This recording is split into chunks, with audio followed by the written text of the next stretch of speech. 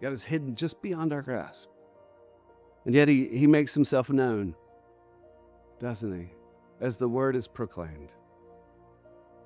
In the preaching of the gospel, the veiled God steps forward to be known, to be trusted, to be received, to be heard. And yet we miss him. Not because he's hidden, but because we are. We hide behind our altars all the time, behind our performance, behind our attempts to justify ourselves romantically, socially, morally, spiritually, in every way that we do this. We may be, as Peter suggests in his letter, always ready to give an account for the hope that is in us. But have you noticed lately how often that hope that is in us sounds really anxious for some of us? Really fragile, rather self-defensive. For example, some brothers and sisters clamor on all the time as if our hope depends on the state to protect it, to guard it, to constantly reinforce it, one election cycle after the next. And this ought not to be so, because this is trustworthy. But we live together.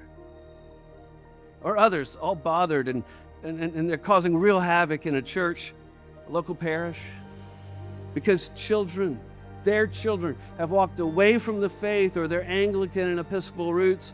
And so these brothers and sisters come knocking on our door saying, the church has got to change that message. I've lived enough life with you. I've been in your hospital rooms, your homes, clergy have. We've shared cups of coffee and other things. We've done that enough to know our hope, our real hope is what remains, whether the other things in life that we've put our trust in work out or not. And maybe that's why Peter's words are so bracing to our ears. It is better to suffer for doing good, if suffering should be God's will, than to suffer for doing evil. I mean, nobody wants that. Let's be honest. Nobody wants suffering. We want control. We want outcomes. We want our lives constantly moving on the chart up and to the right. We want a faith that insulates us from pain, not one that requires us to trust the good shepherd who comes to us in the valley of the shadow of death. But Peter points to Jesus Christ, not as an abstraction, but as the one who suffered once for sins, the righteous for the unrighteous, in order to bring you to God. And that's the heart of it. Christian faith is not ultimately about our reaching up to God.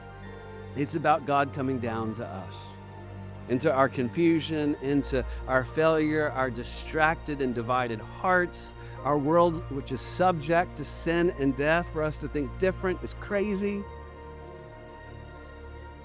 And then doing for us what we cannot do for ourselves, which is to bring us to God, to carry us home. Which means the burden, this is the good news this morning, is not on you. And that's either a relief to you or really offensive this morning. It depends on how invested one might be in managing their narrative, the narrative of their life.